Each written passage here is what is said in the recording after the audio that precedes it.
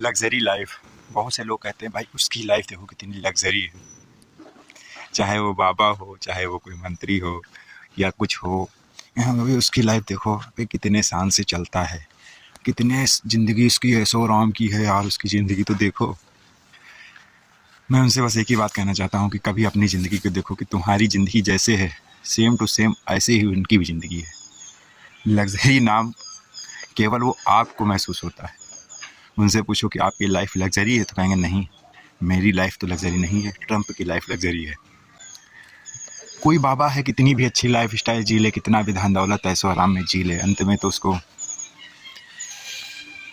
देखो। इस प्रकृति का एक नियम है कि कोई यहाँ ज़्यादा विशिष्ट नहीं है प्रकृति के द्वारा।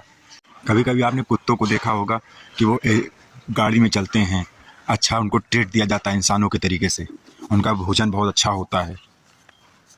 पर ये सब चीज़ों से होने से क्या मूल्य, इन सब चीज़ों के होने से क्या अर्थ। अरे देखो भाई, जब तक जीव ईश्वर को नहीं पहचानेगा, वो कितना ही मूल्यवान हो जाए, कितनी भी चीज़ें इकट्ठा कर ले, और वो कभी अपने जीवन को संतुष्ट नहीं कर सकता। अगर आपने ईश्वर को जान लिया है तो आपने जो करना था कर लिया, अब आपको कुछ नहीं करना।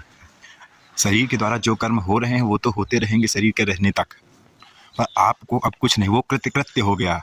कृत्य माने जो करने आया था वो कर लिया, अब उसका कोई करने योग्य काम नहीं बचा जो वो करे।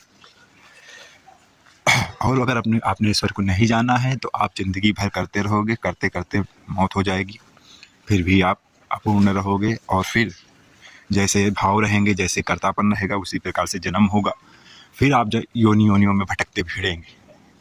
इसलिए मनुष्य का एकमात्र धर्म है परमात्मा को प्राप्त करना। बाकी कोई काम हो ना हो उससे कोई फर्क नहीं पड़ता है।